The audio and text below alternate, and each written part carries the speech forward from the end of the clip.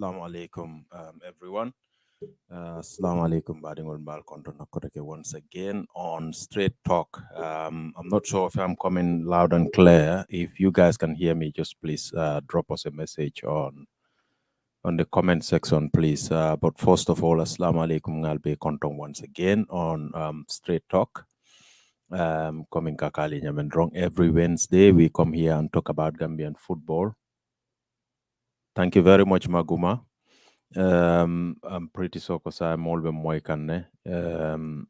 Force janembe jamfala rek nga duan sante frewaliye fo alamia alay be so arjanola sa tul fanang alhamdulillah fo ala siso jata kende ala. Assalamu alaikum bokay man nuyu len once again rek on our show. Hashtag Straight Talk from Nekani, man Kena fi Nekagum. I will be having hopefully Buba, Musa, and Sana in just a bit, or maybe Sana might be a bit late, but I'm sure these two will join me on the show very soon. Dylan Nurek once again, Dylan, welcome to Gam Football Fans Forum Straight Talk. So, another slight change is state amit we are on YouTube and Twitter only. Guess what? Our Facebook page is being tampered with again. It's like the farm Kohamna is giving us that hard time. The person is very, very, very ready to keep us quiet or to keep the platform down, which we don't want to. We don't want to give them anything anyway. So loolu la ñoo try rek we are on YouTube and on Twitter, Facebook dañ ko bàyyagum and then we deal with them and see if they are going to solve our problem. Baɗigol ngalong alie changes demanding we are not on Facebook again because kukilingo ñing wala murtanan koteke. Na Facebook page kutome ngaele it's like this person has gone into that one also reporting us to Facebook. Apparently, we are sharing something that has break the rules of Facebook's community standard. How we don't know, but this is what is happening. The person is always on our back, report on Facebook, and when Facebook get these messages, they just do what they like to do without even confirming with us. But we are in touch with them. Hopefully, is going to help us change something. But nonetheless, we always want to use this platform to inform Gambian football lovers and football followers about member caring Gambia football auto. This is why we cannot stop. And Straight Talk is today. Normally, this is Sana and Musa so purely. But all the same, they're a little bit tight. Hopefully, they will be joining us in a bit. Okay, we have few topics here today, inshallah. Lafta kamenu discuss nina partner soul joint Duncan Nandrong. We will go and talk about these topics. First of all, we want to know about the scorpion because the scorpion's preparation is really, really quiet. When everywhere on Facebook we can see chat and the chat team, doing whatever they are doing to get ready for this game against Gambia. And of course, Saferol Jelemeni Alonko, from BBC, Solmar was talking to them, and of course expressed his feeling of the Gambia not playing at home against Chad for their return leg, which is unfortunate after we all know, menketa non Cameroon pour player liena na Gambia pour moliena ye bendung. This could have been a very good opportunity for everybody to meet our players in the Gambia. Unfortunately, it's not happening again. And of course, the problem to that is our stadiums are not up to standard. So Kafia Mall Banle, we cannot use that stadium. It is the same. Mojama, many Alanko Mr. Lenun to welcome the Scorpion could not do it on this opportunity as well. So that being the case, that's not gonna happen. And Solmar was talking to the BBC about this thing. And also we have on the topic, because this is Straight Talk, we also have the FF's Facebook page that is blocking people. Obviously, people are commenting on the Facebook page that, when they share their opinions, they get blocked or their comments get deleted on that page. We want to discuss a little bit on that as well, because that, I think, it's definitely low. And it should not be what a Facebook page for a whole federation's Facebook page should be doing to people with opinion, especially people who you want work with, or maybe have shared um, something about Gambian football, and they are contributing. The third topic we want to discuss here also is the candidature, because we know Kamaso is out. We are not sure about Kaba. Hopefully, Kaba is going to contest or not. We don't know. But apart from these two that we are suspecting, or maybe the one that we obviously know, and of course, if Kaba is going to come in or not, we don't know. But who else is there to come and join the race? Is there anybody else who is gonna come and join the race for the Gambia Football Federation's office?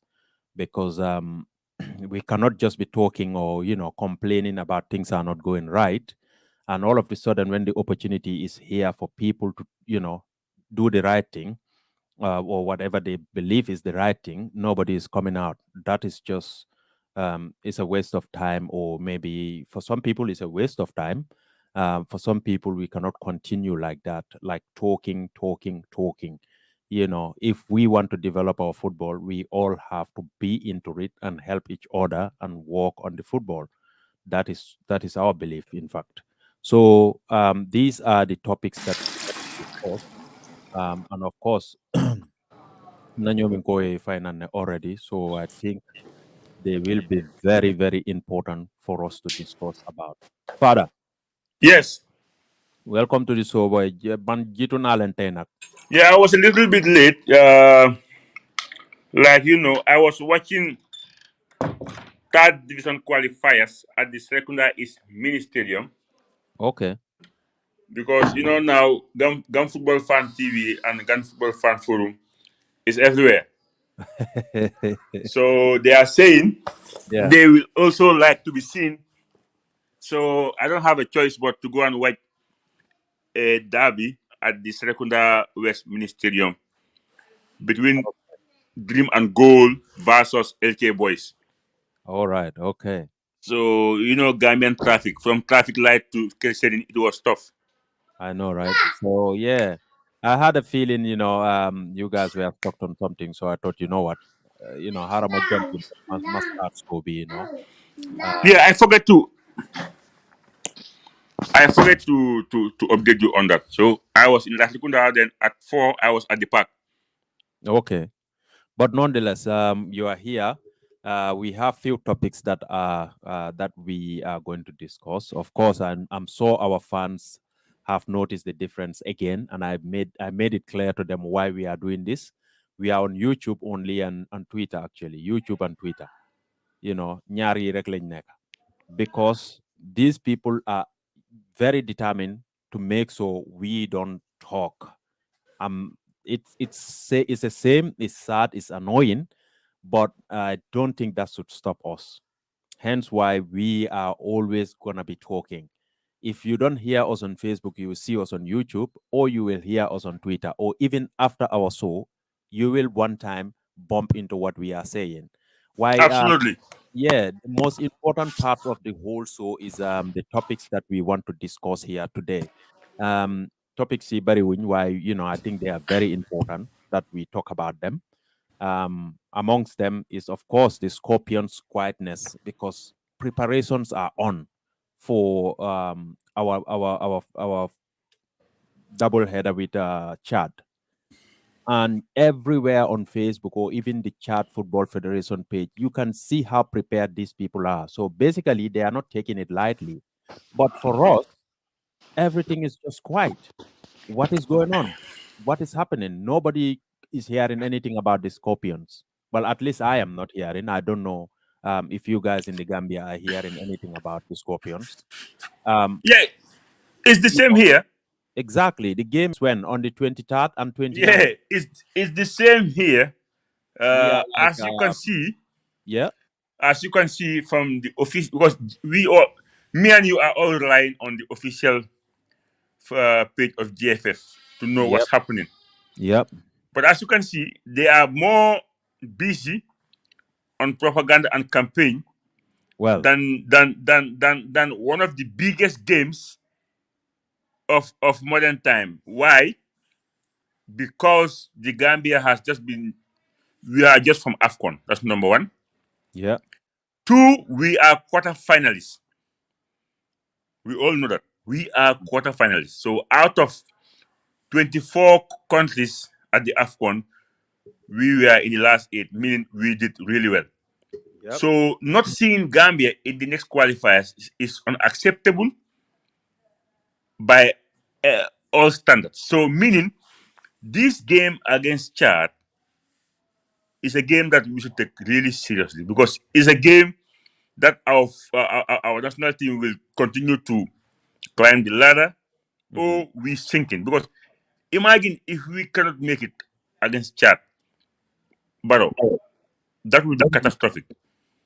yep, And Chad, knowing that the Gambia did pretty well at the AFCON, yeah, gives them the motivation to push themselves to the next level, because they know now, hey, this Gambian team is motivated. You know, they were at the CAF at the AFCON, and they did really well, beating the likes of Guinea and Tunisia. yep, So in order to beat them, we have to up our game, and we have to be ready. And looking at what they are doing, they are really ready. yep. They are ready. They are ready. So the fact that there is no noise coming out from the camp of the Gambia, it's something that the people cannot understand. You know, Absolutely. I saw Steve. He's Yeah, around. I saw your picture. Uh, Yeah. yes, and I know he's going.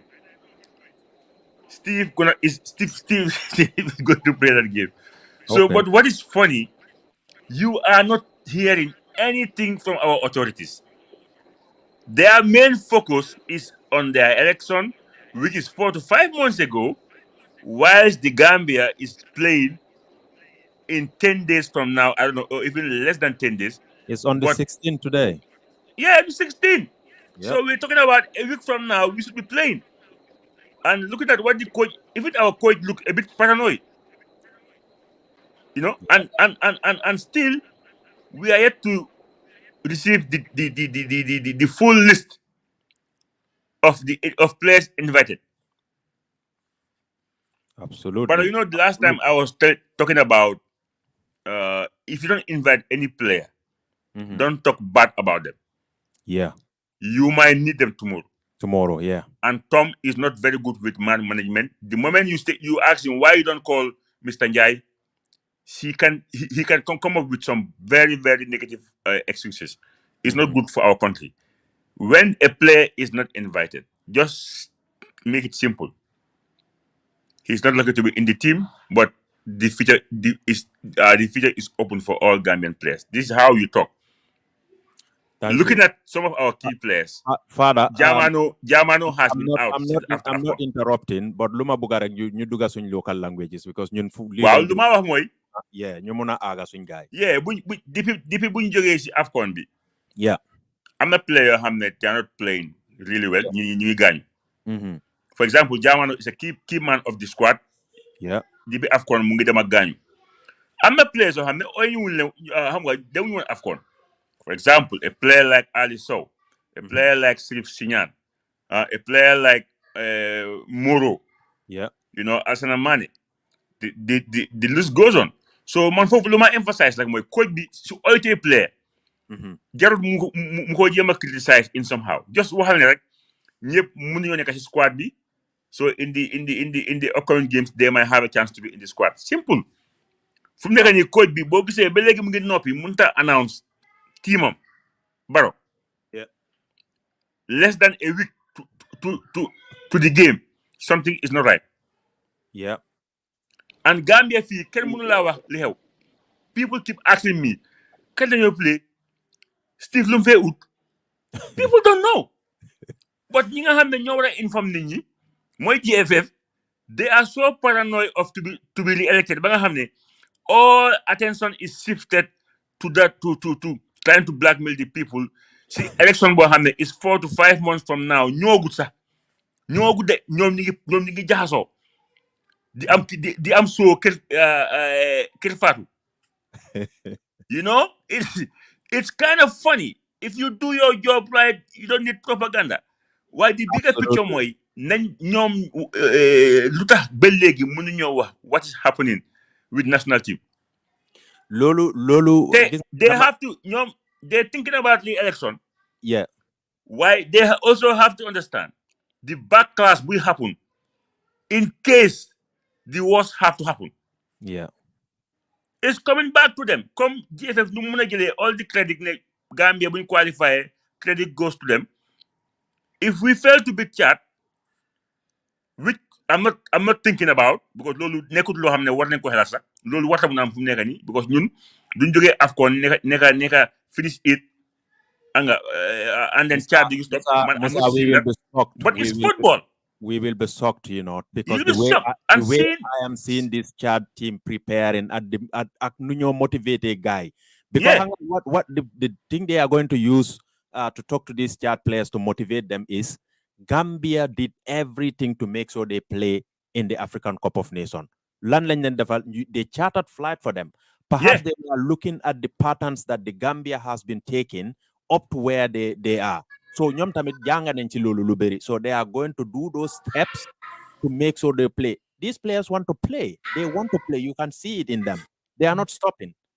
Chadson Timby, is definitely ready for this game. And the fact that we are not talking anything about it, come Noko Wahe, in the meantime, where we should be getting the information, that place is too busy blocking people and stopping people from sharing their opinions And because for apparently for your, people are talking about the election that they don't want to hear. That is just funny.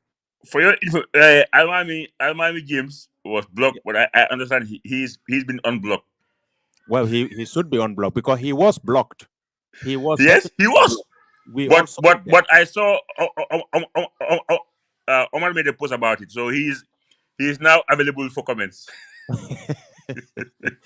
anyway, as In it's your own country, in your look, Babukar and his people have to understand one thing: that page doesn't belong to them; it's ours. It's a yep. Gambian page owned by Gambians. They don't own the page. They could write whatever they want, but they don't own that page. It's our page. If you don't separate your job from your personal opinions or personal feelings, then this is where the problem comes. Aziz, mu ngi nuroo ni yaa ngi travel de waaye ba tey you join us on the show. Jërëjëf waay, welcome. waaw ma ne Lamin nakam Habib nakam nuyu naa leen waaye ñu Yeah, ngi but nii non soo bi fu mu nekk nii su ñoo dugg si wana gi sax fu ñu jaar ñu wax because ñii bu bëgg dafa yomba absolutely man, absolutely. dafa yomba tolop Yeah, gaa ñu dooraat nag gaa ñu dooraat si Facebook bi waaye report news Facebook for them to stop us. So now we don't have a choice. Foog ñu stick to YouTube for now, and of course we can see our followers are everywhere. Fu ñu ñëw rek gaa toppañu. So I think we are going to push it with YouTube for now. yeah comme ni nga ko waxee gars yi mënuñoo stop anybody because ñoom ñu la gay mun ay blog nit ay dem fii taxaw fii wax fii yi nga wax ba xaw ma baaw ka la xaw ma moom on Facebook page am bi pour nga ma ne amul more than 5 amul ay 500 followers sax moom rek fa la xam ne moom he is not important nit yi taluñ leen lu ñoo wax moo nekk affaire yi GFF page bi nga mel ko bokka so moom amul dara lu gars yi wax pour mën a tax ba kenn du yow kenn du wax ñoo wax dañ ko wax tey ba ëllëg fu gars yi mën a dem di blog tamit taxul. Well, I don't know why ñuy def loolu tamit because to be honest with you, page bi pour Gambia nii la. If you post something there, you expect na comme ñun suñ page bi fii ñun this is voluntary. Fii lañ day wax ay few things rek gaa ñëw attaque ñu fii lañ la day attaque yow soo ñëwee si Facebook bi ma gis ay some comment Aziz, what do you guys do for the te loolu voluntary la ñoo def la waaye boo xam ne we all own it boo xam ne ñun ñëpp a ko moom Gambia a Gambian comment there with his opinion. Te lu ñoo wax, it's saaguñ de defuñ dara. So they dañ saaga sax, you can No. understand. But no one is insulting. They are just giving their opinion as Gambians and as stakeholders. te genuine opinion yi nga xam ne dafa genuine yi nga xam ne moo nekk di happen ñii xam nga benn problème moo am ñii kenn nekkul di leen sosal kenn nekkul di leen fenal boobu léegi li nga déggal nit yi lu nekk di wax yëpp loolu moo nekk di happen nit ki fekk ne yow gars yi dañ def lu baax ñoom lu gars yi bëgg a dégg rek def ngeen lu baax te ñoom fu mu nekk ñoom gars yi defuñ lu baax yow li di wax nit ki nag ku def lu baax ñu wax ko waaye soo defee lu bon tamit nit am nañ right yow pour ñu wax ko te noonu gars yi mënuñoo stop anybody maa ngi dégg Habib mu ngi wax si affaire yi match bi kan lañ pick amuñ pick waaye man coach bi lifinam bi génn na lisam bi génn na waaye ñoo public Youssoufa Ndiaye moom xam naa ne pickuñ ko because dafa am problème ak coach bi fanaan Youssoufa Ndiaye he is out moom Gambia duñ ko gis mu ñëwaat fanaan pickuñ ko Youss moom pickuñ ko moom Youss is out of the list te ñun amuñ players right now ñu nekk di play te maa si ñoom Youss gi ñoo nekk di play so whatever lu xam ne mun na ko def whatever lu mun a happen yow I think ne dañ woon la bàyyi ñu ko mu ñëw play after waaye Youss is out te soo gisee Gambia ñu nekk di play soo gisee Gambia ñu nekk di play bari Youss is one of them ñun five players lañ am ñoo xam ne daa nekk di play right now soo wàññee kii na yow loolu daf ñu overrated. Absolutely. It's good thing at least we know Lisby is out, but it's not public yet. Hopefully, Fibe Suba, we will see something. But is it getting late? Because Yes. Gene Lisby Of league, course, it's getting late because of xam nga ñu ngi leen di gaaw fii nii ñun man dama ko wax ñun gars yi ñu ngi xaw ma dañoo chat xaw ma Gambia xamul chat xam na Gambia chat am na vidéo si Gambia yu gars play si African Cup bi yëpp chat yu ngi daan Gambia chat seen délibération daan li baax tey gars yi play leen test match gars yi win championship Cameroun yi la gars yi dool 3-1 so ñooñu noonu fu nekk nii ñoom ñoo ñëw te ñun suñ players yi am na ñoo xam ne nii after African Cup bi la gars yi di play after African Cup bi la gars yi di play so loolu that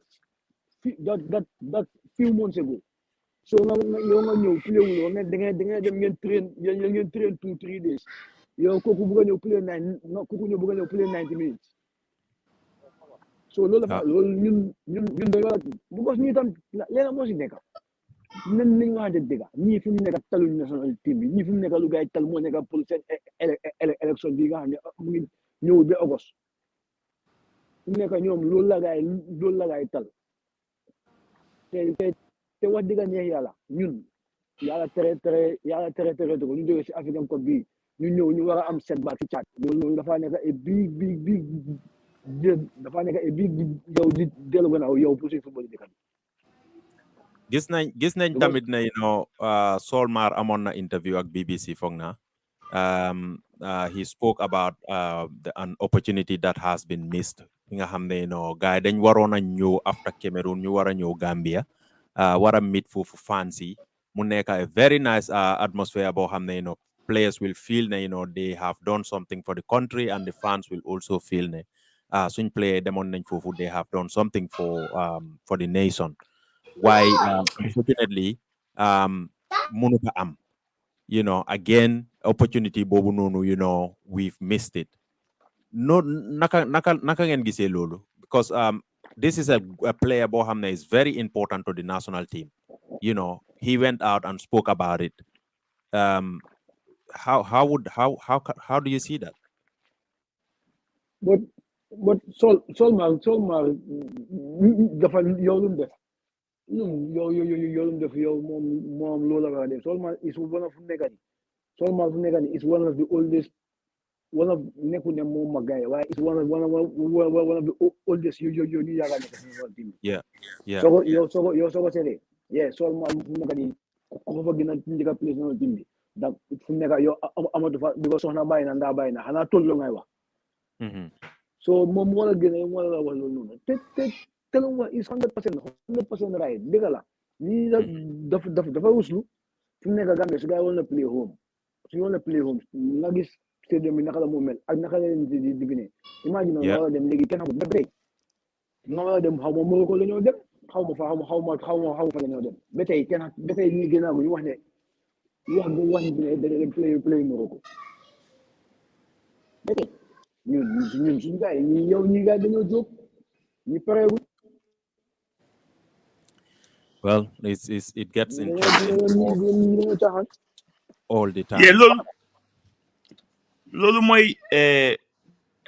mooy dëgg di fact ne booy dem nañ si AFCON bi nu gaa ñibsee woon was not very very very okay.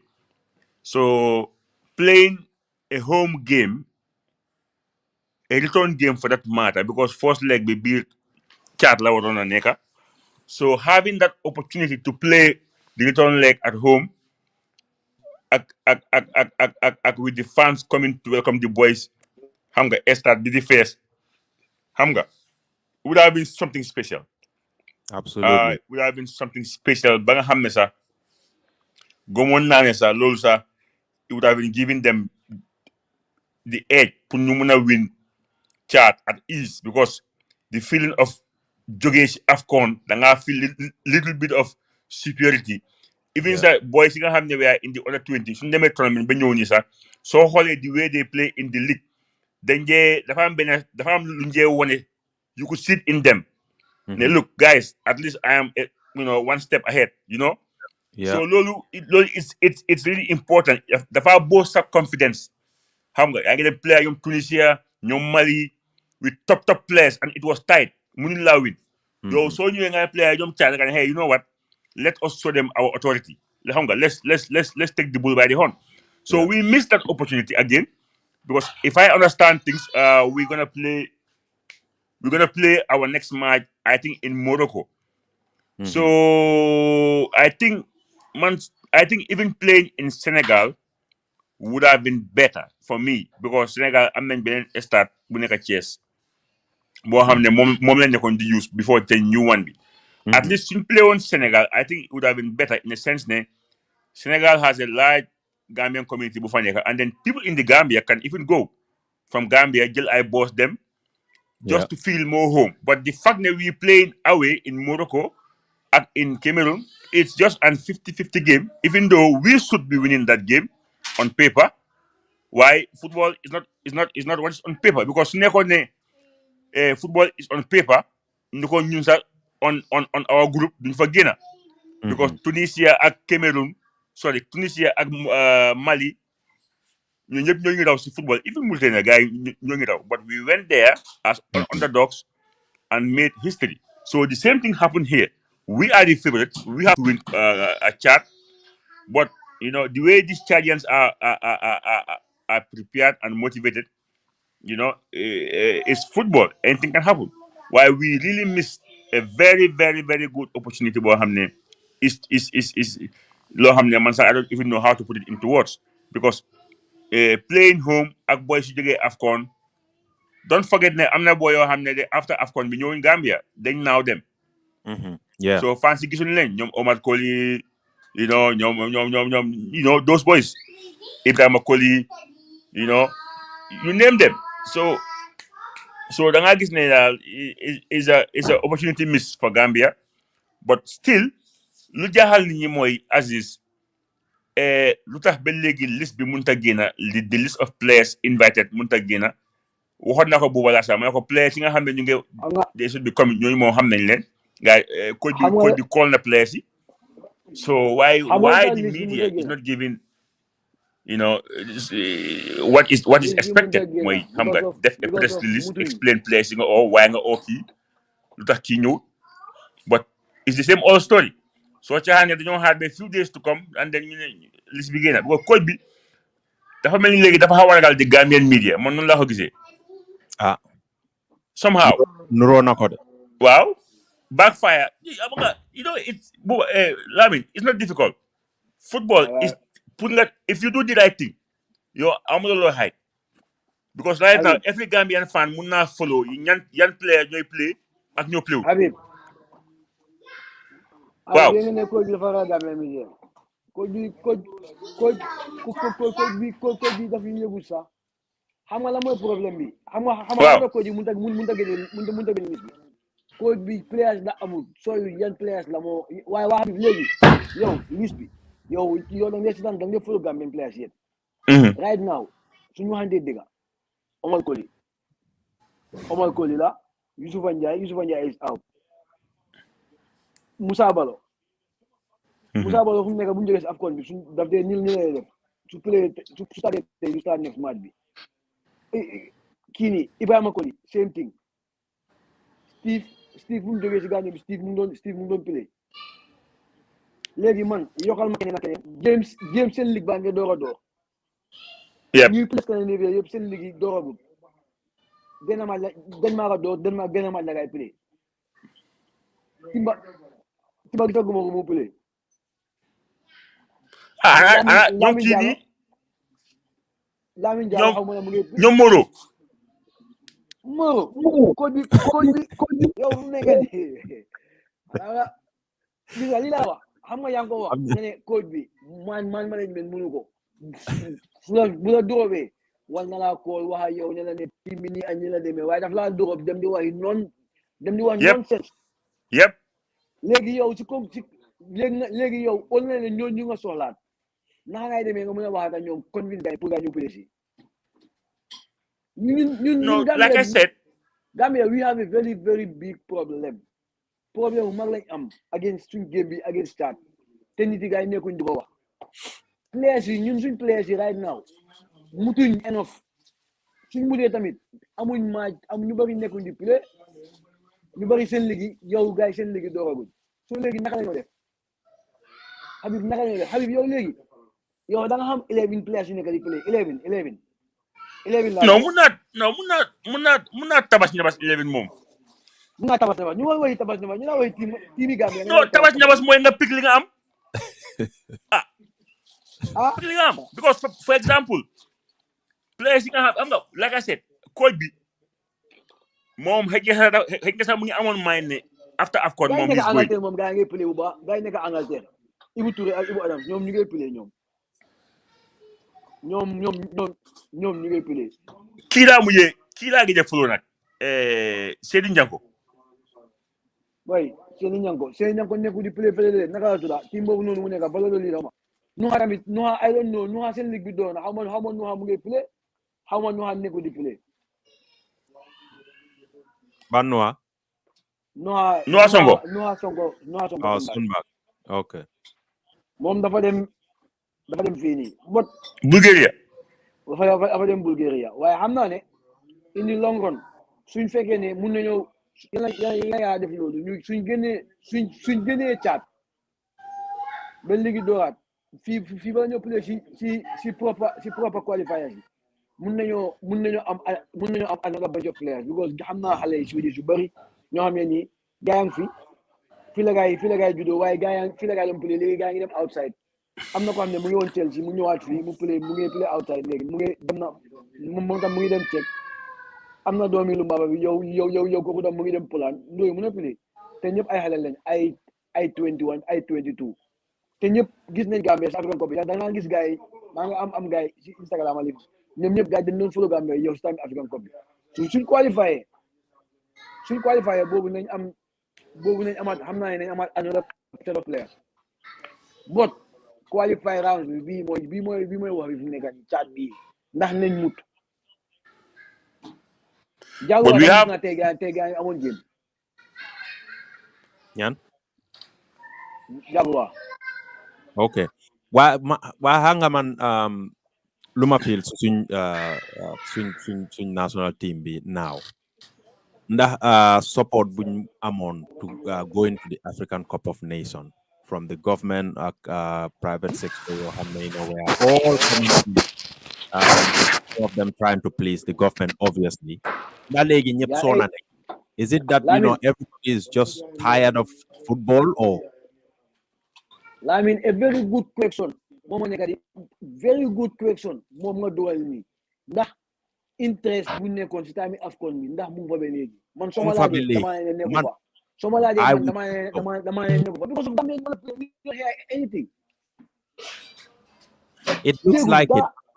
Nonu la ko gisee nii. It's like, interest buñ amoon going to AFCON because that is AFCON. Now, all of the sudden that interest has disappeared. What ñi nga xam ne ñoo war a motivate ñoo xam ne ñoo doon jàppale, they are too busy on something different from what is happening. So meaning our national team is at a crossroad for this for the 2023 Cup of Nations Ivory Coast buy ñëw nii. Xam nga la lii mooy problème bi moo tax gis nga football bi ñu ko bugga ñu ko xam ñoo ko war a amee ñu bëri AFCON bi moo taxoon ñuy support national team bi xam nga doom sa ak ñoo xam ne dañ ci doon xam ne am na ñoo xam ne duñ dee support Gambia duñ dee support Gambia ba ay tournament yi am. Yeah, just for So for loolu it mooy for the problème name, bi just for the name pour ñu mun a seen name seen tur yi mun a génn. Most of them loolu lañ pour seen tur yi mun a génn. loolu la woon Yeah. seen tur yi mun a dem because AFCON bi Gambia ñëpp a ko waaye daw ñi demoon AFCON ñoom ñëpp kenn déggaatu leen ñëpp a ngi mute kenn déggaatu leen Gambia nga la play kenn xamatut ñun seen ba xam ne ni Gambia nga la play ñu bëri xamuñu Gambia nga la play. Yeah. Dama dey emphasize one thing. Wow. You got to love what you're doing. Yes, that's true. Ñun suñu authority they don't even watch matches at the first place. Amuñ time football or watching. All what they do suñ amee national team game or game boo xam ne is international guys sol seen national colours yi ñu ñëw wonewu indi seen jeegi that's it. Taluñ ligue bi nga fu mu nekk nii they got the energy to fight to be reinstated. Immediately if they are back to office they will go back to their normal life mooy just to end it themselves. Yaman sax loolu fi nekk rek waaye soo xoolee fu mu nekk nii AFCON is something of the past gars yi fàtt nañ ko bu yàgga. Du AFCON rek. The energy is no longer there. Even in the Gambian media, sir. Yeah. Folks are not talking about the game. Yeah. Yeah. Absolutely. This is exactly what I am talking about. Lee La Fogne, is our biggest problem. People who all of a sudden show interest in our football, bu AFCON bi daan ñëw ñëpp génn nañ. Okay, imaginal before if there was a home game, ñi nga xam ne ñoo dey organize for the national team or preparation sa ñoom Willie, they were all busy. By this time, maybe you will see them talking to one or two media about the game coming ahead, all the preparations that are going on. They are not happening. Hamnana Gambia is not playing in the Gambia, but still that doesn't mean we just have to be quiet about the game or nothing is happening or nobody is going to update the fans or nobody should not know what is going to happen. Lolu moma jahal si affaire bi. And that's not good for us. I don't think that is going to push us anywhere. They only care when the cameras are on. Hamga AFCON is a big tournament. Yeah. AFCON is a big tournament. The entire Gambian population we are following. Even you have going football, we are following. You understand? Yeah. So Lola, all what they want to see is to be back in office. Rami. Nothing else is relevant. Even the league, the fixtures, if I get in bits, so get to fixtures 1 week or whatsoever, ben gina. Even to have accurate fixtures, it's not happening. The focus is election. Even though it's 5 months ago, No way, man. Enkel Fatu, Xam nga Utfa Palace, Funyo Wahe for to do propaganda. Tay maa ngi woon Serekunda West. If you look at the pictures. Suñu oncle bi naka la tudd ci Tidiane Cissé la ngay dem uy fa plateforme léegi di wax foofu noonu. Non, en fait, Tidiane Cissé ubbi fa plateforme pour gars di fa wax. Tidiane suñu oncle la waaye Tidiane is out of touch when it comes to Gambian football. Wow, time Aziz score 1970 something, 1980. You know more video. Fu nekk ñu leen wax ay ñoom da nga ay jamono ay ñoom ay ndóol ngay wax. Waaye bala maa ñoom koto yi maa ngi diga seen benn lifin ay lijen ñoom ñooy lijen di 80 ma ne leen ne di respecté leen dara waaye yéen fu nekk xale yi ñii ñu xamul leen yéen su leen seetee YouTube duñ leen gis suñ demee Wikipédia nekkul leen fa. Yeah. So ñoom na ngay def nanga rek gay toog waaye ko tamit ñoom ñoo mën a dimbale waaye da pare ñoo dimbale because mënu ma understand man xangal ma foog fu mu nekk nii élection bi nii nit yi billahi wa taala demoon am na ñoom kabaas ga taxaw ni yaay Tanga Samangi, I because think that's the ñi amuñu ruseekaay yow that's after the all gis ne li ngeen def yëpp dëkk bi yëpp ni ko gis li ngeen def yéen xam ngeen li ngeen def baaw ngeen da ngeen bëgg a ñëwaat in office yéen soo ñëwee lan ngeen fee def ba pare xam nga kene maa ngi ko wax ak yéen mais gis nga ñi xam nga kéemoo gaa yi nga bëgg a dax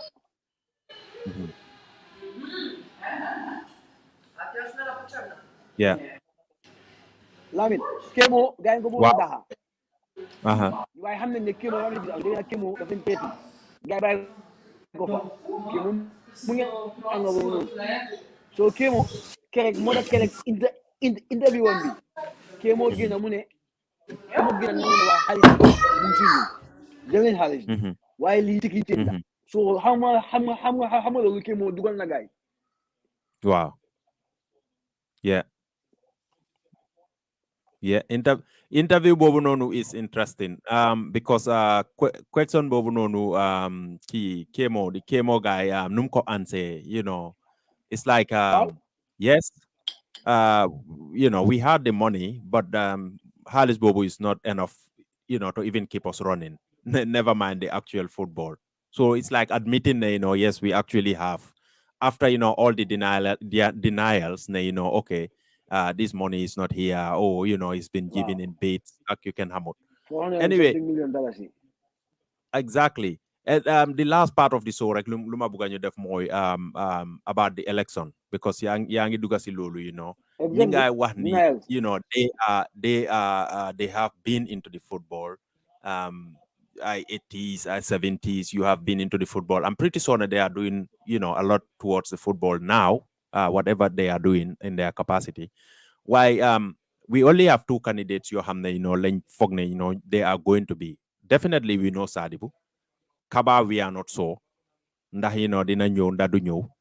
Some people believe is gonna come. And in fact, some are even alleging it's just a plan, to have Kamaso come up, because it's just gonna be the same Kaba administration because Kamaso was going there. Yep, people are saying all this, and they can be true. Who is there to deny it? Because Kaba is not saying he's gonna stand for it. We see another platforms they are saying, oh, in fact, Kaba has already won this election before New Agassi election. Regional heads or regional presidents are writing all that, right to acknowledge the Kaba administration's effort. You can hamut. Yep, by campaign strategy la. Why hana amunyo hamne? They want to be or they want to join the race. Rather than the complaint direct, because I'm sure that we have other people who can join. Yes, as is coming. Lamin, wani lolawa. Why right now? Kama wani lolawa. Na Gambia amun ken kumuna dawa. Why wani fune ko lomo taw. Kama so akaba. Ñom ñaar ñep 6 la ak 9 because ñom ñaar ñoo nekkon gaay bu kon ñom ñefa nekkon together. Fallout amna because yeah.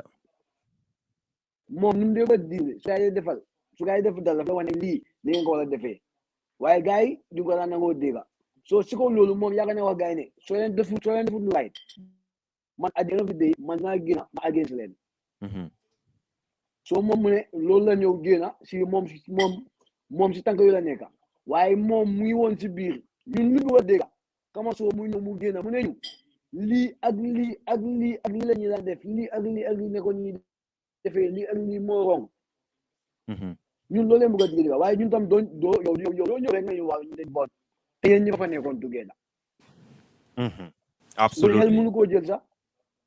No. waaye tamit leena la ndax Gambia yëpp Kaba ak Kamoso rek ñoo war a mën a taxaw.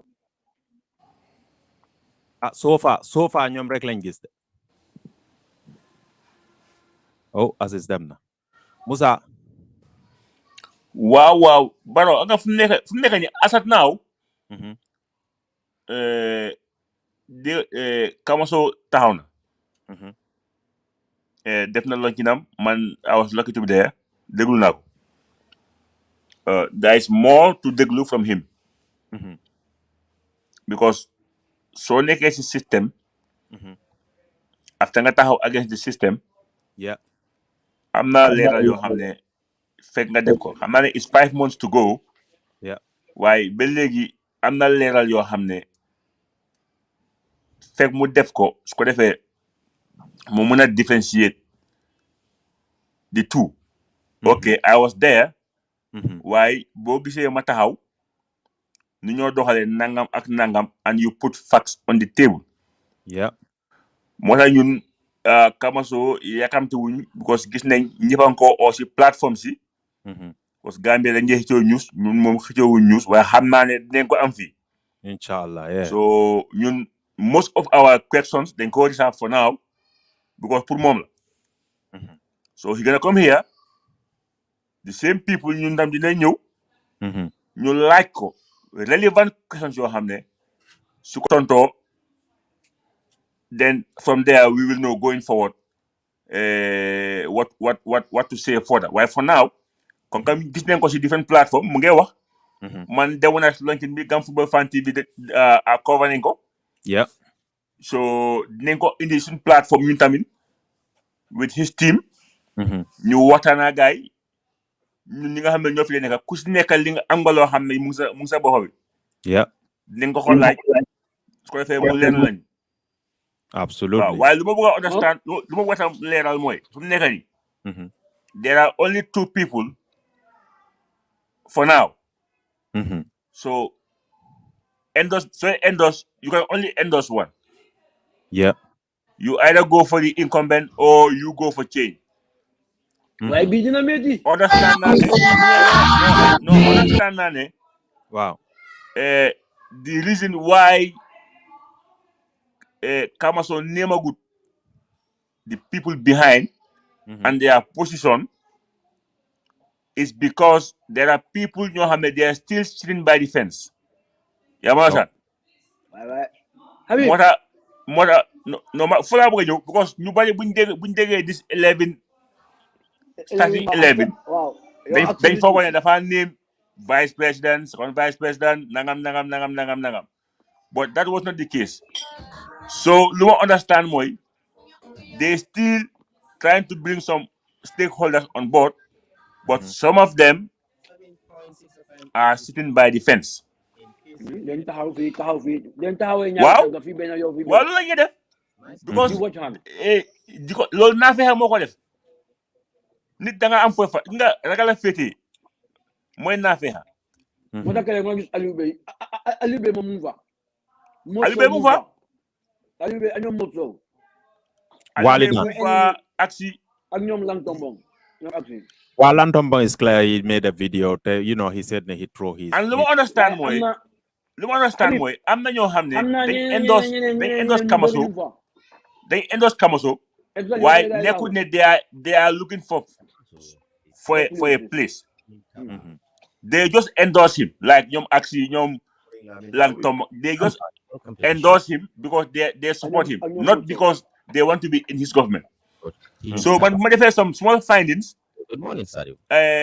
ne lu tax ba léegi amaguñ teamam bi comme moom ak ñu ma liggéeyal one thing he made clear ne dina am a woman vice president. Okay.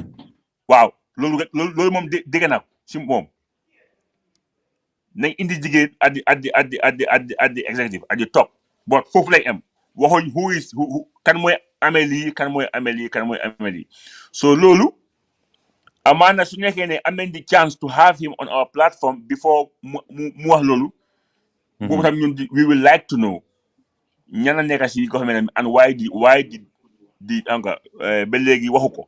So like I said, there are so many unanswered questions around. Why? Hence, is 4 to 5 months. I think ne dina leer, and then maybe there might be one or two people ñoo xam ne ñoom it ñu ngi naan ndax ma taxaw ndax bu ma taxaw. Okay. So Musa. talking about these religions, Habib, religions, I understand there are too much of noise coming out from the religions because I mean on our platform, I mean you want those signatures are fake. Wow. You understand? It's not Some people coming. are saying ne it's fake. Nekkul ne religions yi ñoo wax loolu. Waaye xam naa ne they were asking them to do it. Ndax ñoo ko def ndax defuñ ko, I'm not too sure. But loolu moo laa woon ne our people are really really desperate because ñun we are from the regions. So regions yi soo fa demee lan nga fa gis loo xam ne dañ ko fa def si football ba tax ñooñu ñuy war a endorse in the name of the people comme like what the MPs are doing. Yow ni ngi sànni la karta yow nga cross capé dem si beneen parti fàtte ñi nga xam ne ñoo sànni karta. So on our platform, Gam Football Fan Forum WhatsApp group, some guys are saying ne those signatures are not authentic and nekkul ne ñooñu ñoo ko wax waaye loolu time moo ñu ko may with time we will know exactly. And I think that those from the regions should have the balls to come all out wax ne ñun ñoo ko def. Habib, Yeah, man, I am from NDR, man maa ko sign. Yeah, to make Habib, things clear. But for now, Habib, they are most of them are quiet, and most of them are on our platform, that Gam Football Fan Forum WhatsApp. They are all there, Yeah. but none of them is saying a word. Yeah. None of them is saying Habib, a word. So which means the konyoyu tapale mungfa. JFF, Tapale mungfa. JFF, lu gaay bina noonu. Lu gaay bina noonu dañ leen endorse. Waxuñ dëgga. Waxuñ benn dëgga. Ñoom ñoo leen bina léegi seen own bina di ko dugal seen bipim bi. Ñoom dañu fu mu nekk dañoo produit ay win leen lii. Léegi dañoo dem ba di fay ay Gamfoot transfert di pour ñooñu bina leen ne JFF win leen ay JFF win leen dara xewut fii dara xewut. Fu mu nekk ñii noonu la gaay desperate. They will do anything. Waaye bii mun na xarit. Wàcca. I was informed. I was at the my own game. I'm kuma call. Ne JFF dañ binda the Players Association. They wrote them a letter saying that now we have got you a brand new office, fully furnished. Blah blah blah blah blah. Seriously, I will verify it. Because man, no verify is easy. I will call them. I will call them. I have their number. Now then call like that JFF eliminate letter. What we want they're going to new office. All this thing is happening now. Lil wanna happen like 3 years or 4 years ago. But why are they doing things now? Hana office is going to be in the Football Federation's complex, or where is it going to be? Lola, kuma call. That my call fika mangi san tradition. So I'm on time pour ask. Really, mare. Anyway. Naga dem dugal ci office bi. Su sani kaka bi jotté ñu dem sani ñeneen ni.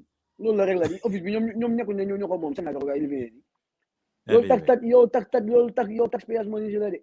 Naga dem dugal office bi dugal dara du leen jot su wati sa sani bi jotté ñu seet ko xamné ni lu ma yow ci ko ganam gaay dem 100%. Dem jéem seen benn boot bi ama ñaari boot. Aziz, lu ma bëggoon a def rek mooy kii Del Fadera, Lamin Del Fadera, nekka journalist bu nekka Gambia, sport journalist, Africa Radio la nekka, defoon na a very important interview with so Baro. Baro. Wow, yes, Musa. For now, Musa is lost.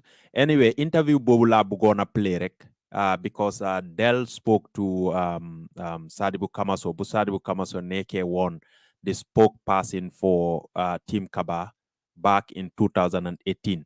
This interview was done back in 2018. Kamaso Wahnafa Wahyo Hamne, he was definitely inside the Team Kaba. So we would like to know. I think even listening to this interview can help us draw some few questions out of it. Absolutely.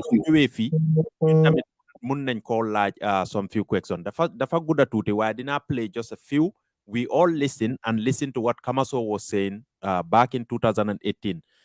Fu mu ko dooree mooy ne moom gomut rek ne Kaba dañ ko war a re-elect on 2018 waaye dafa believe ne Kaba should be there te ba pare they have made some promises yoo xam ne they have fulfilled them. So in the meantime by 2022 what has changed for Kamaso to come out to buga pour stand against Team Kaba to be the president?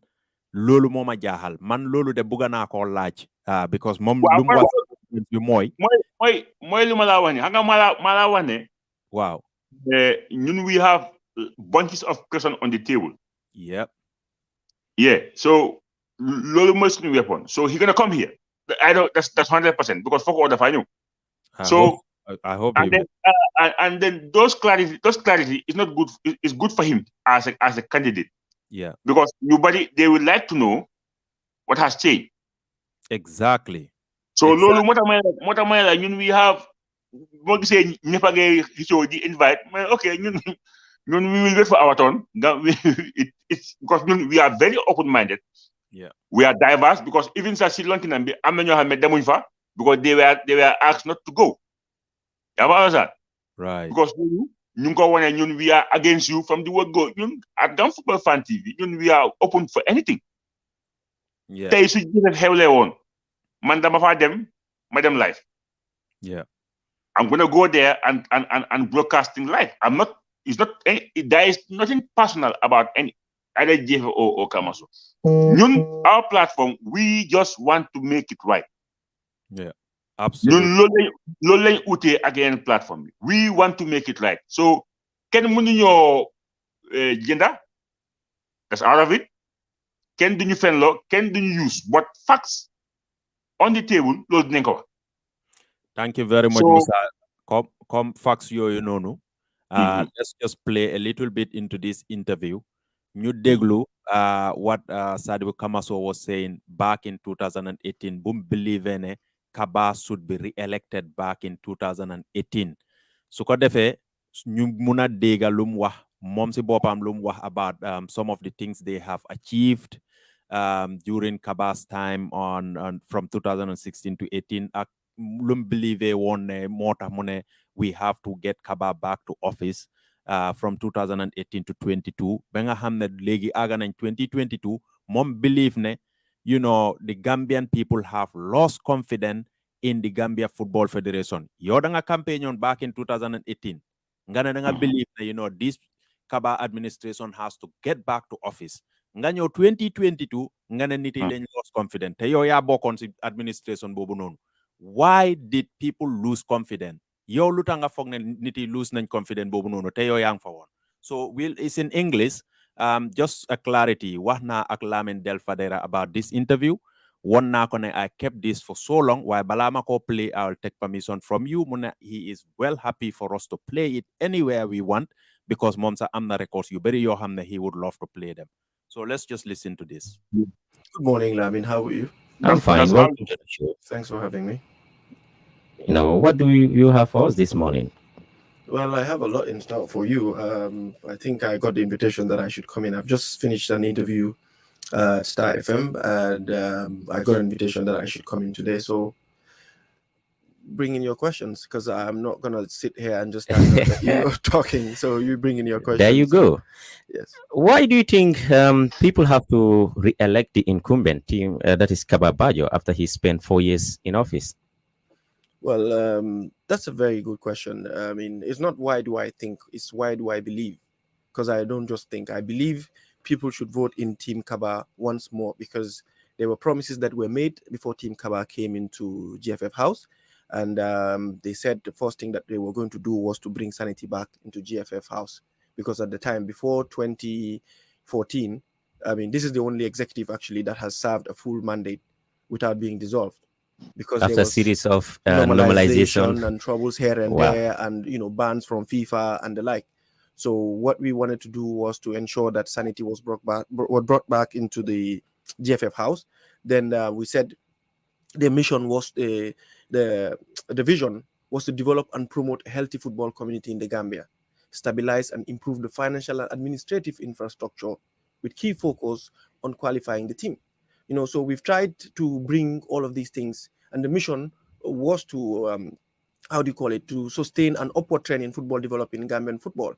And there were certain promises that were made, and most of those promises have been achieved. So that is the reason why Team Kaba should be voted. Can you just give us only a few of those promises that you think has already been fulfilled? Yes, because the promises that were made were they will bring sanity back into the into Gambia Football Federation House, and they would make sure there's a structured football calendar, because before Team Kaba came into office, there was no football calendar. Sometimes people don't even know when the league starts. But when they came in, they made sure there was a fixed calendar where the football league starts from November and ends in June.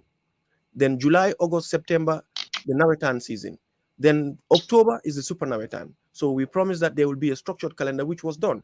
We also promised that there will be a third division league to add to the current second and first and second division league. There'll be a third division league, and the third division is currently on. I mean, for the first time in the history of the Gambia, you have a team from LRR and a team from NBR qualifying from their third divisions to come into the second division, because people were talking about decentralization of Gambian football, and that was promised. That was also achieved. We said there'll be administrative and financial infrastructural development. I mean, as you can see, the football hotel is there. That is trying to help for the Gambia Football Federation to have a self-sustainable project where they can be getting funds, because we do not want to rely on FIFA alone. The FIFA Goal project was there before Kaba executive came into office, but the project was in a dilapidated state. But when they came in with the funds that were received from FIFA, we made sure that that place is developed, and now people can happily go there.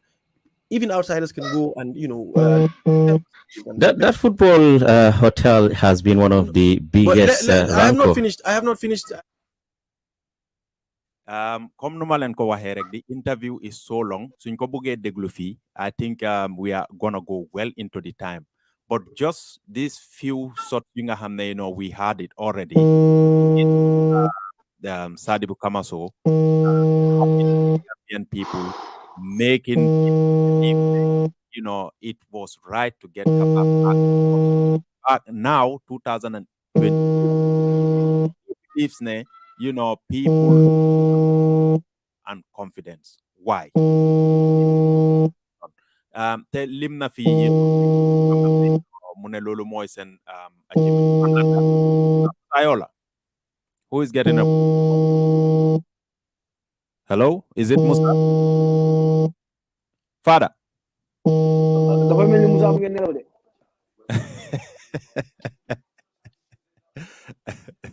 Mane, my nyominka man, are you hungry? Is that phone call for you? For now, mom, he's gone. Anyway, these few things, your hamne, Musa. Right. I'm coming.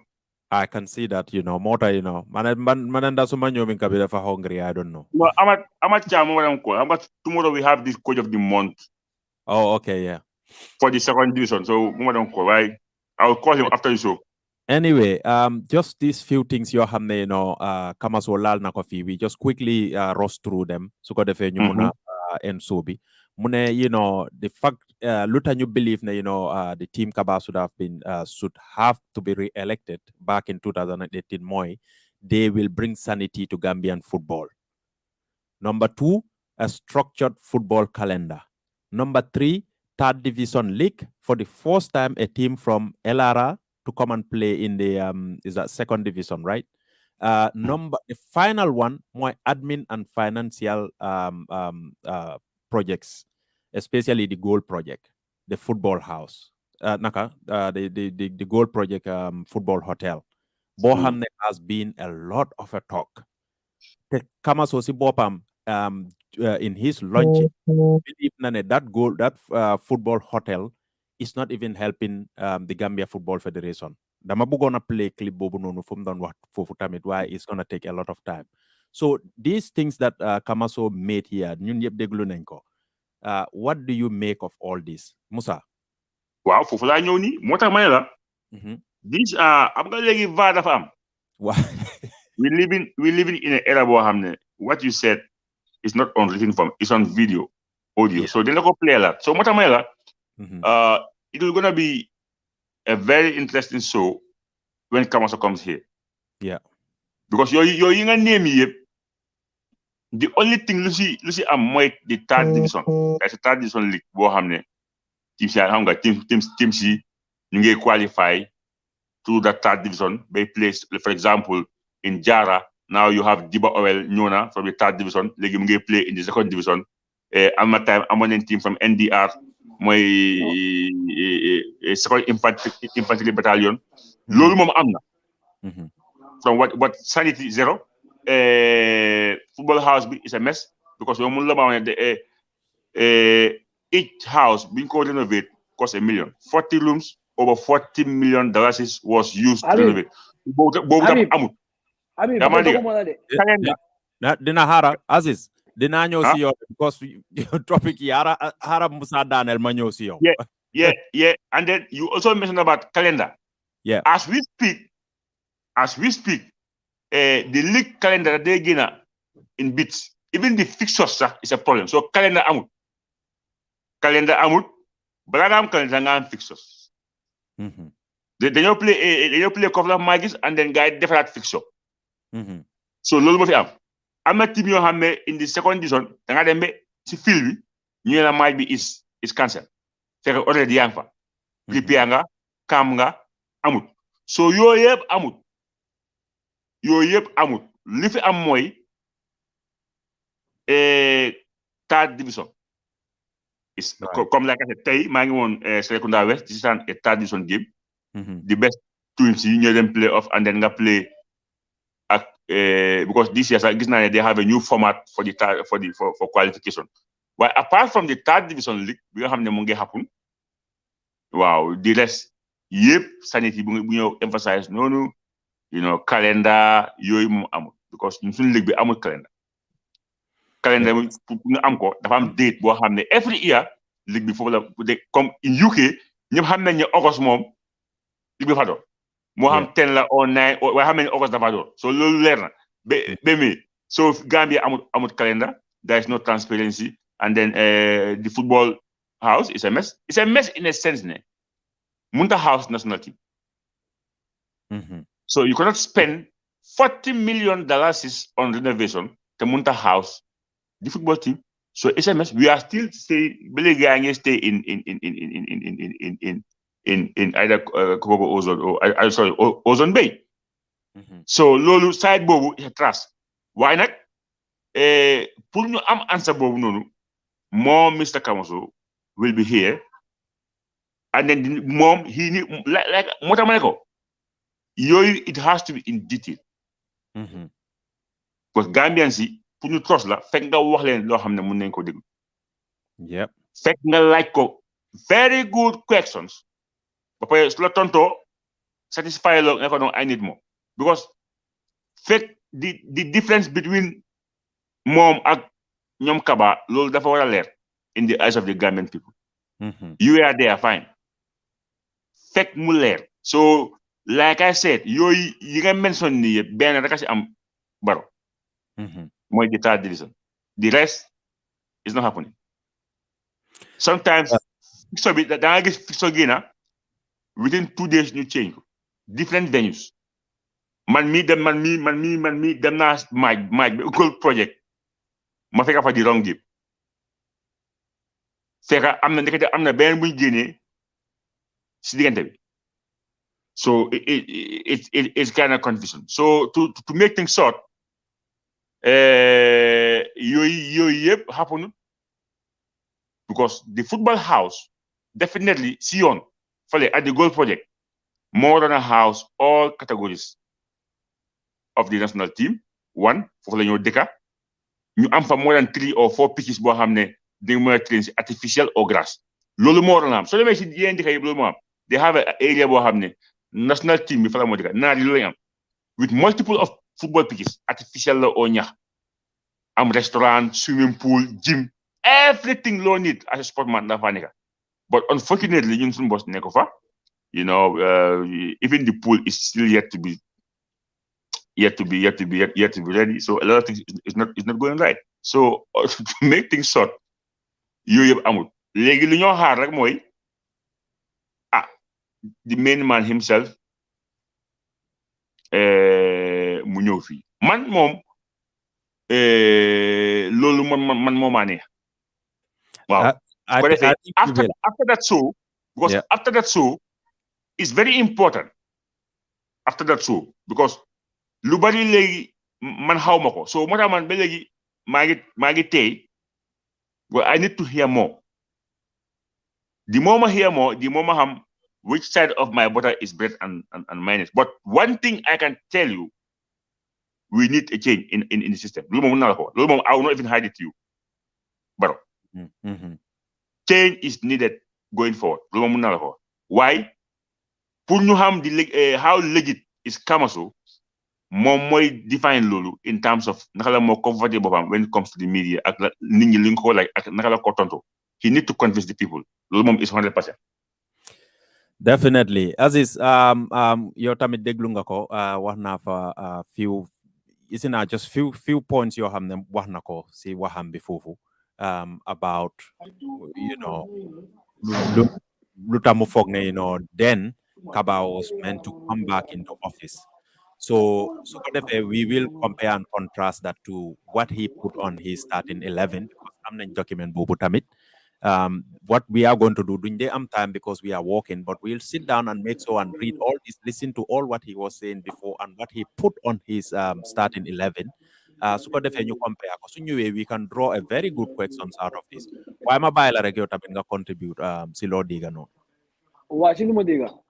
Gis nga man am nga habi mu dega wu Sadibu am na opportunity bi dega na Sadibu wax ni composé almost 2 hours I don't know 1.5 hours muy wax ni ñu wax li yëpp la nañ ko waaye moom fu nekk ni xam nga ni doole mën a wax lu nekk ni waaye soo fu nekk boo ko bu la ni xam nga lu lay wax lii demul right moom moo tax man ma ñëw ne dama ñëw pour def ko right moo tax ma ñëw pour oppose gars yi du ma leen fii Habib lu ma wax ni yëpp loolu la because of man xam nga soo fàttali ko bu fi coow ñëwee waxoon naa ko mus naa am debate ak Kaba ñoo wax waaw li leen def ni collaboré gars yi di ma feel proud ak seen ak seen goal project bi man la leen ne soo demee France clé Folten seen loolu moo nekk seen film bi foofu la gars yi dee dal nga dem Angleterre Saint George's Saint George's fa la players yi dee dal fa la gars yi dëkka fa la gars yi dee def lu nekka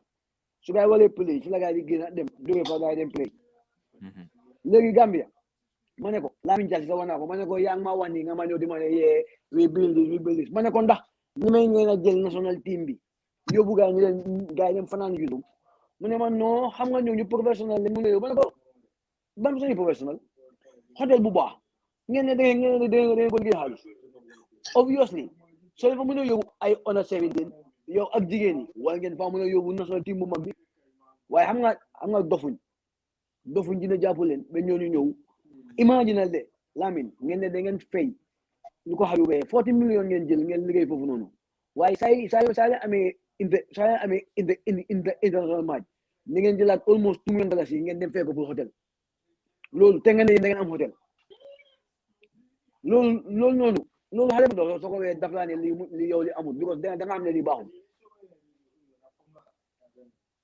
baaxul no one dan dawal bi depends in national team bi def day mën a expensive because today comme noo ko waxee ni if you have somewhere boo xam ne you build it for that amount of money mënuloo fa dalal national team bi nga dem fayal guy another money so basically yow another hotel wow that is something else well it defines lolu mala wonne you didn't meet your objectives because the objective moy to house national team and save money which is very good yep tay bo gisé tay nit muy against that goal project it's because ego up to standard man that toilet bi mo ne it cost 1.5 million buñ ko waxé man bokon na ci ñuko wédi ne lolu xel nanguko no li is just they are just saying lolu amul yaa ma dégg man munuma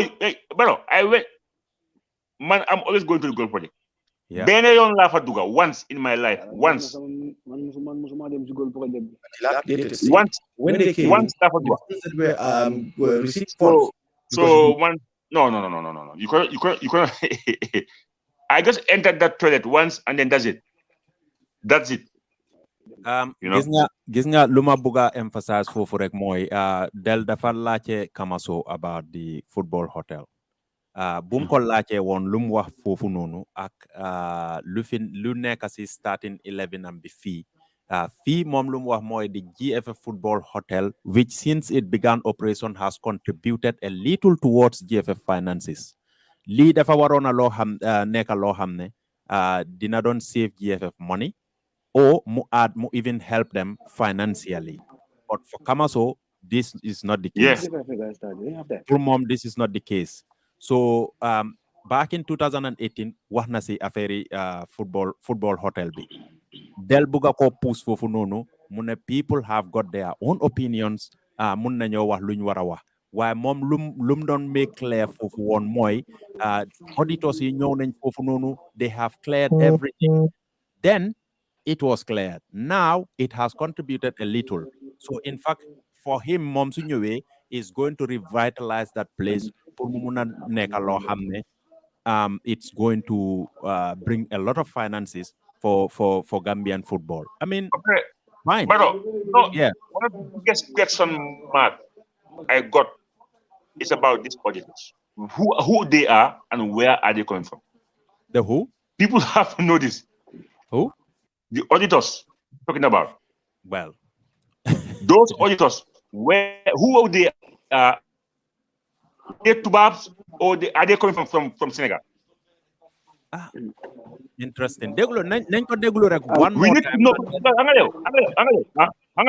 But Wow. man dama gëm ne if FIFA themselves ñoo Gambia. Yeah. No, loolu dafa nekk a different story. Su nekkee nag FIFA that they yoni somebody from Congo or Nigeria or Senegal just to come and do that for them. From Senegal la yoni. Ay from Senegal. Waaju ñëwoon foofu Lord have- Senegal la jógee mu ñëw gaay jox ko xaalis. If that is Gaay the jox ko case, xaalis dugg ko. mu ñëw wane then I understand why every time things are going right when it comes to auditors. Because tubaab bi suñ fi ñëwee ñu xool what is on the ground by themselves yow nga bëgg leen a wax ne that toilet is 1.5 million over $50,000. No, come on. Amen. Outside toilet boo xam ne amul sa water heater Eman Sudla. No, come on. 1.5. Hey, bro, I swear to God, man, first day Madega Lulu. Ne den sampa camera first. Man, these people are just against JFF. Lolo Buntanika. Because 1.5 million toilet. No, Lolsa Amu State House. Absolutely. ñi amuñ jéfe ñu fa nekk ñoom ñëpp a bon. They are very bad. Ñi bad citizen lañ. Because ñi bëgg Gambia lu baax ñi nekku ñu def lu baax ay kamagas 1.5 million. Kamagas. Ndax ñoom seen cëri gaay dafa am kamagas. It's gotta be a flush toilet. Anyway, dafa nekk loo xam ne I know one thing is clear. Pour ñun comme Musa nu ko waxee fii, we are going to be very independent. And ku nekk koo xam ne you want to be part of this thing, we will ask you questions, and those questions sometimes might not be very comfortable with you. Unfortunately, we are not gonna campaign for you or somebody else. We just gonna bring. It's not about comfortable question. We're asking you things that the writings are on the wall. Yep. You understand? It's not. Do make a question you have. You know, fabricate. Yeah. We will just take what happened yesterday and bring it today. Absolutely, that's it. So do you jimbo or mayonnaise? That is just the normal salt. Yeah, definitely. But this guy, I'm not already. They are asked to be quiet, and they are quiet in the Gambia. Did wax much about this ongoing election and whatsoever. They either take side or okay, you guys. Even Baba Demba Baba Demba is in town, I understand his approach to shut him down. So I told Baba Demba, if you allow people to shut you down, come on, that's not Kaba you. mo ko kaba mo Baba Demba. Man ga kaba ko am na kum yoni na magawa ko na kaba ko right. Anyway, we have exhausted our time. We've gone for now 1.5 hours coming. Straight talk, Nila rek. Sana mo fi de talk. Munyuak very, hard questions. Your hamne. They are the facts on there. Unfortunately, they the tight torop. Stop. Munuta yo. What I So, which is understandable because, like we said, we all volunteer to come and do these shows here. But because Gambia len buga, Gambian football len buga, we want to see it to the next level.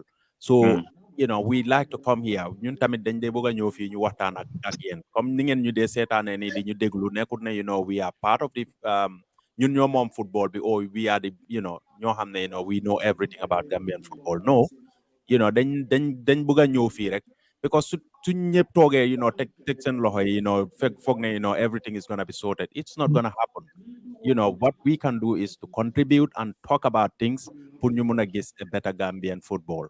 Loolu moo tax ñuy ñëw fii time duñu dee may so tey moom foog naa we are just gonna stop it here and then Friday inshallah know your footballer so we'll come back again su ko defee ñu ñëwaat fii we talk about important issues while lu may def rek I will continue playing the interview between Lamin Del Fadera and Sadibou Kamaso ñun yëpp suñ demee ñi bugg a stay pour ñu déglu interview bi in full can do so.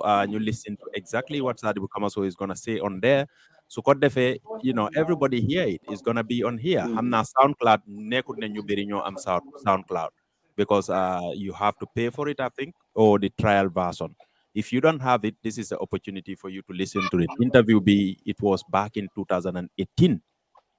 So it's very important for people to hear the man ki nga xam ne moo bëgg a ñëw jël suñ football bi mu nekk the president of that football federation lum doon wax démba ak lu moo wax tey is important for us to listen to it su ko defee ñi nga xam ne are going to make the decision for the Gambian people you def the right decision. That's the most important thing I think. Ma bàyyi leen rek ngeen sànni seen last card yi balaa ma play audio boobu noonu su ko defee Friday we meet here again. Aziz. Waaw xanaa ñu gën a continuer rek di def di jéem a gars yi di leen jéem a gën a ku fi ñëw tamit comme ni ko waxee rek ñu laaj la question important loo xam ne ñun daal loo xam ne moo yow football yi kanam daal ñun loolu moo ñu itteel. Absolutely. ñëw ñu pour hunt pour reach hunt anybody. Yeah.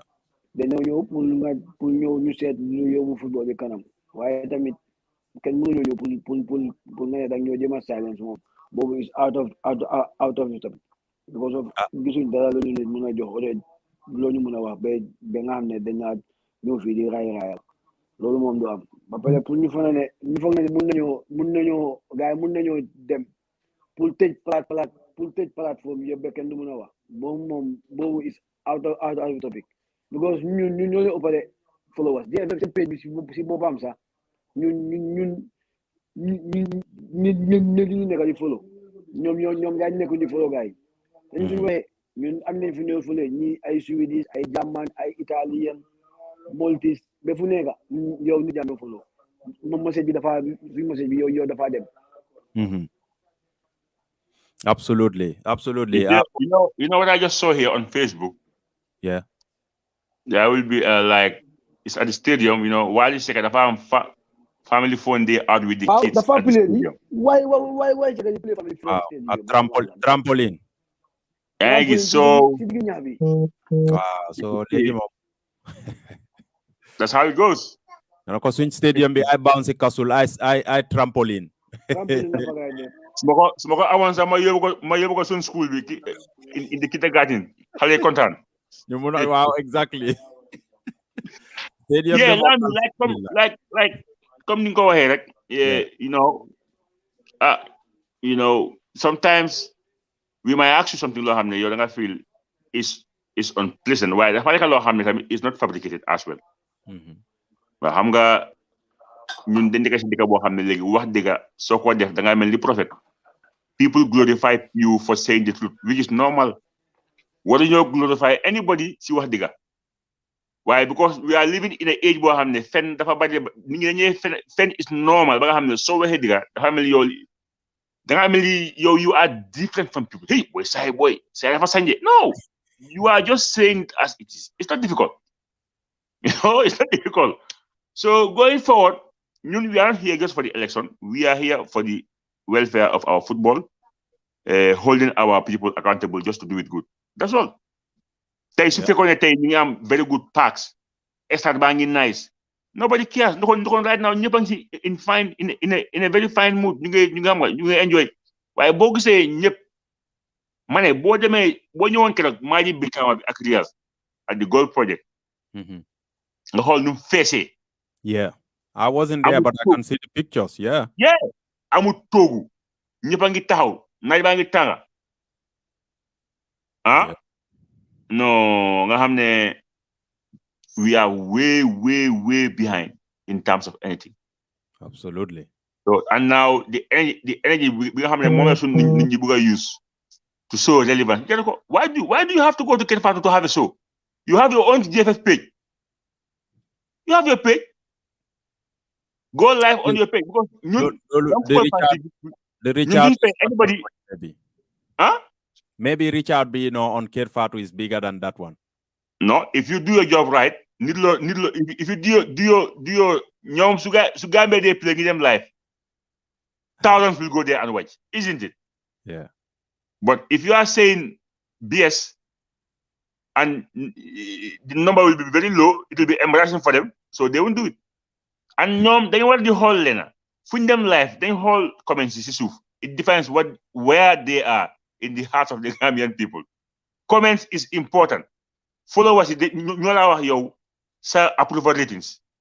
You could see it.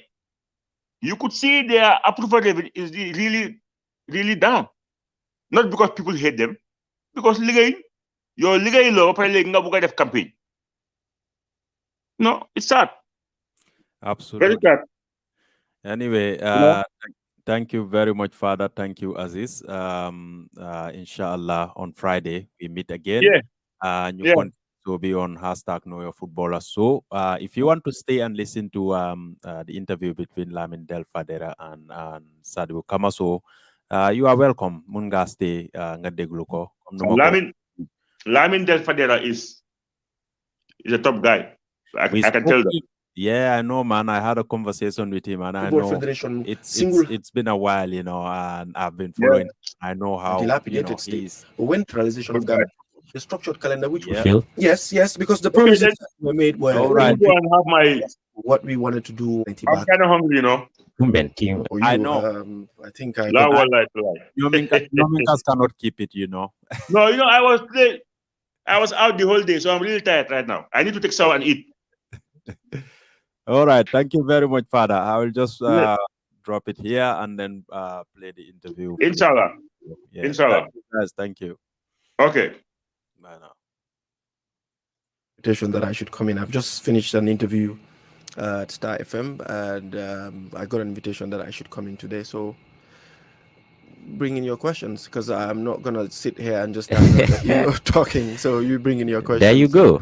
Yes. Why do you think people have to re-elect the incumbent team, that is Kababajo, after he spent 4 years in office? Well, that's a very good question. I mean, it's not why do I think, it's why do I believe?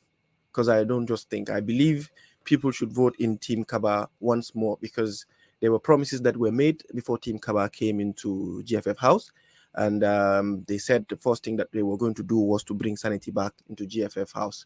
Because at the time, before 2014, I mean, this is the only executive actually that has served a full mandate without being dissolved. Because after there a was series of normalization and troubles here and there, and bans from FIFA and the like. So what we wanted to do was to ensure that sanity was brought back into the GFF House. Then we said the mission was the vision was to develop and promote a healthy football community in the Gambia, stabilize and improve the financial and administrative infrastructure with key focus on qualifying the team. So we've tried to bring all of these things, and the mission was to how do you call it, to sustain an upward trend in football development in Gambian football. And there were certain promises that were made, and most of those promises have been achieved. So that is the reason why Team Kaba should be Can voted you in office. just give us only a few of those promises that you think has already been fulfilled? Yes, because the promises that were made were they will bring sanity back into the into Gambia Football Federation House, and they would make sure there's a structured football calendar, because before Team Kaba came into office, there was no football calendar. Sometimes people don't even know when the league starts. But when they came in, they made sure there was a fixed calendar where the football league starts from November and ends in June. Then July, August, September, the Nawetan season. Then October is the Super Nawetan. So we promised that there will be a structured calendar, which was done. We also promised that there will be a third division league to add to the current second and first and second division league.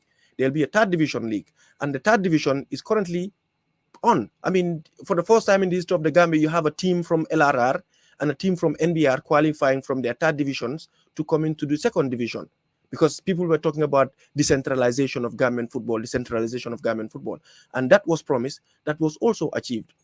We said there'll be administrative and financial infrastructural development. I mean, as you can see, the football hotel is there. That is trying to help for the Gambia Football Federation to have a self-sustainable project where they can be getting funds, because we do not want to rely on FIFA alone. The FIFA goal project was there before Kaba executive came into office, but the project was in a dilapidated state. But when they came in with the funds that were received from FIFA, we made sure that that place is developed, and now people can happily go there.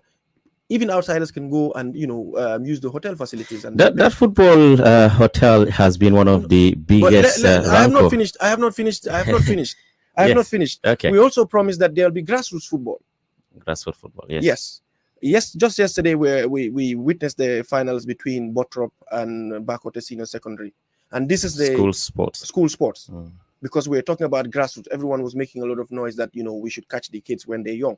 There's been grassroots football, which is being funded by Guarantee Trust Bank. But I can tell you that the Gambia Football Federation single-handedly has been funding the qualifiers for the grassroots football, and that was also another promise that was made. So these are some of the things. The third division league is there, the grassroots football. So structurally, everything is in place. Most of these things are in place. So when you're looking at what somebody has done, you measure the person's performance according to what the person has promised. These were the promises that were made. Sometimes we tend to be over-ambitious, and then we will want to do a whole lot of things. But everything is a gradual process. Most of the promises that we said were achieved. That is why I keep saying it is between 90 and 95%, because the only issue we had was the relation with Gambia government, which was over the past 1 year, when there was a lot of push and, there was a lot of hullabaloo between the Gambia Football Federation, NSC, and the ministry. But most of the things that were promised were delivered.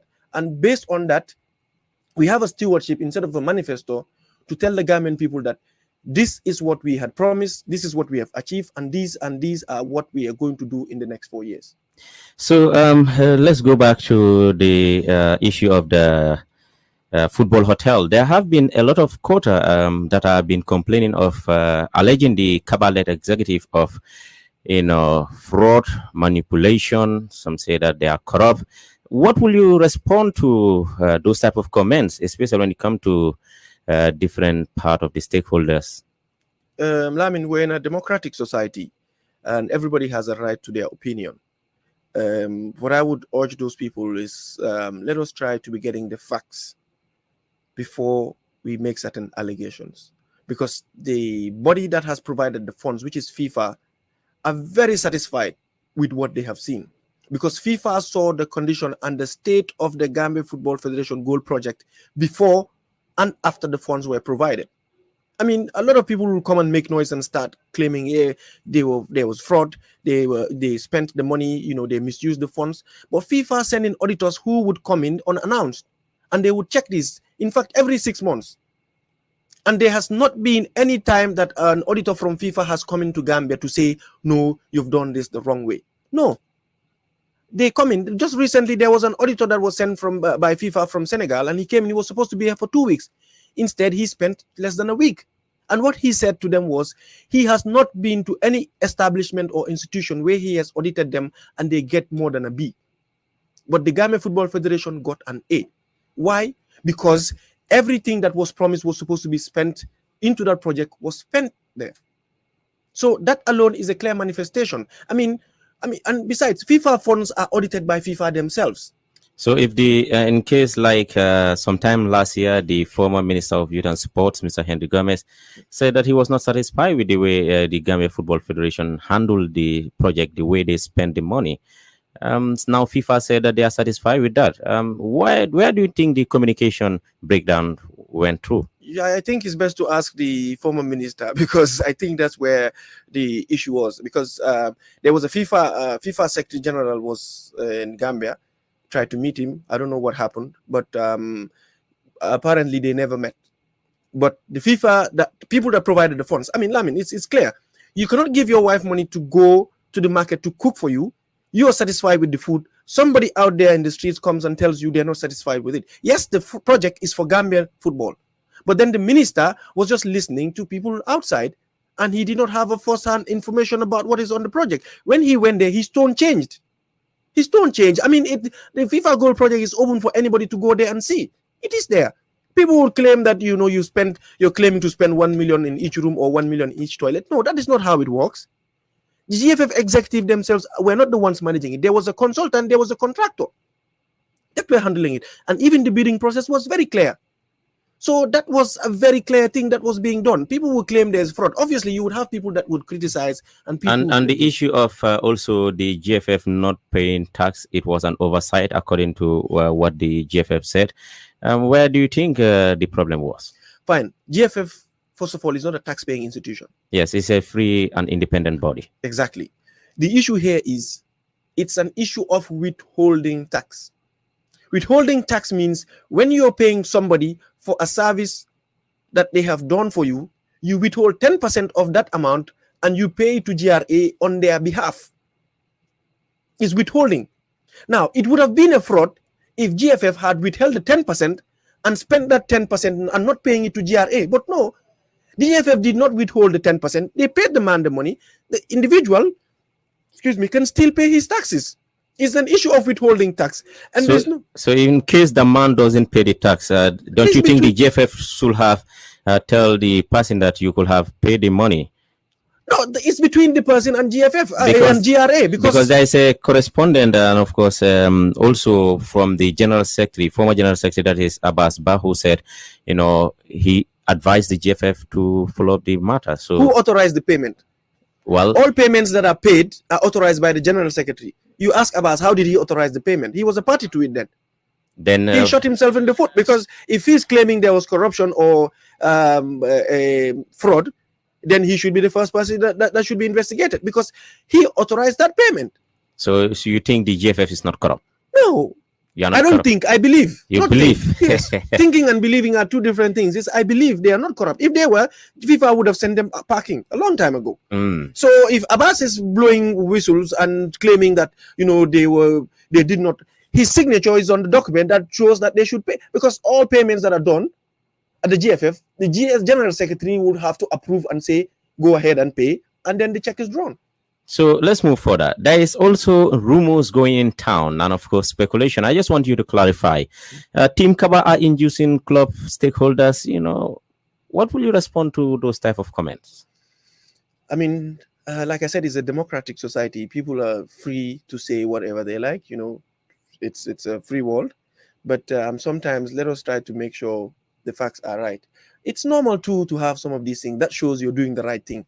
If you are not doing the right thing, no one would make claims and say things like that. Now, there was no team that was induced, coerced, forced, or threatened to sign or support Team Kaba.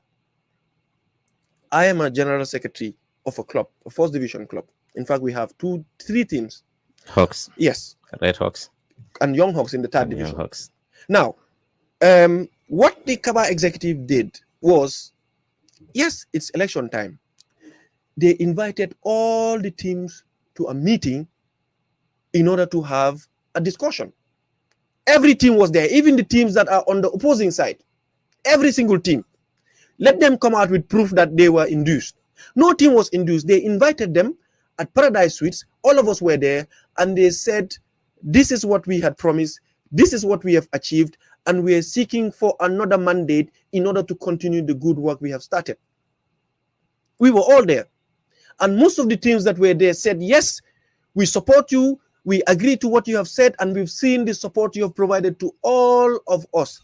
And we want to give you a second mandate.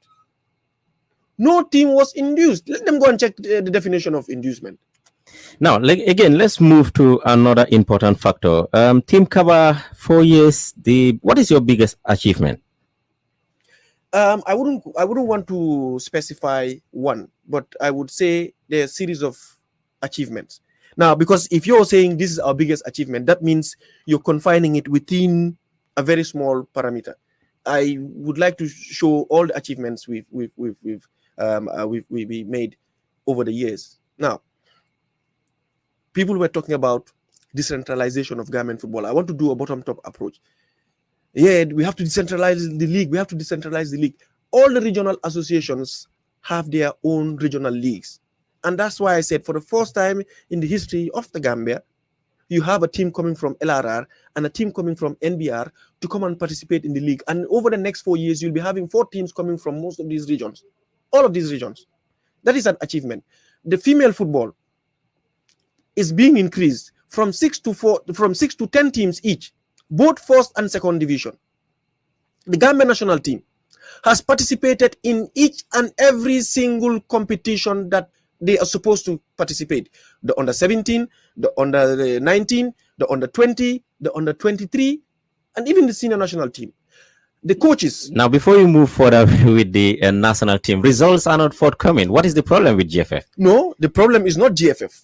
That's why I keep saying the problem is not GFF. Is it the coaches or the Gambia government? The problem is not the Gambia government. It's who? The problem is not the coaches. What I want to make clear is. So there's a problem if results don't come out. So where is the problem? Is it the Gambia government individuals that are in the pitch performing? No. Is it the Is it the GFF executive that are in the pitch performing? But there is a problem somewhere else. Yes. So where is the problem? We need to try and support our athletes to perform better. We have to understand the people the players that we invite. The pool of players. Is it that we don't have good players? We do. I mean, there's this thing in football.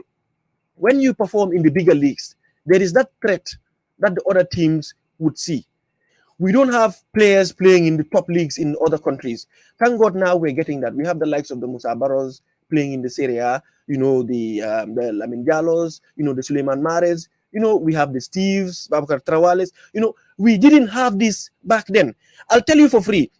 If it was left to the Gambia Football Federation executive alone, or yourself, myself, or even the Gambia government, we would have worn our hearts on our sleeves and be on the pitch ourselves and play. No, the executive cannot play football. Exactly, that's what I'm saying. So the executive cannot play. What they can do is to create the enabling environment and provide the facility and all the necessary support for them to perform and win. So in a nutshell, over the past years before Kaba came in, the national team was winning. So if results are not coming, is it that we don't have good players or we don't have good coaches? No, well, all the coaches. I don't want you to deviate this one. No, I'm not deviating. I'm just giving an example. We have good coaches. You look at all the coaches that have been appointed, you look at their CV, they're performing very well. I just heard you saying right now that Mourinho was saying if they cannot. No, Mourinho lost. I'm just giving you an example. No, it's not excuses. He's just giving you the right answers. Now, if it was left to the GFF executive alone, they would have been on the pitch. It is for the Gambia, the whole country, to support our athletes and make sure we support them, we pray for them. Sometimes, I can tell you, sometimes even people go to the stadium and then some of us are hoping, let them lose and stuff like that because I'm not in the executive. Those things happen. And it should not. It should not happen. It's a national team. If we had, if we had it our way, Kaba would have been on the pitch, it will fight everyone. Even yourself, you'll probably be there to make sure we score a goal and we qualify. But the Gambia government, the Gambia Football Federation executive has made sure they provide the enabling environment. They've registered the team in all the competitions. We are lucky. We went to Wafu, the under 17, and they won. You understand? Under 20, sorry. And they won. You understand? And for us, in order for the people to encourage them, and give them a tap on the back to say you've done well. There are some quotas that are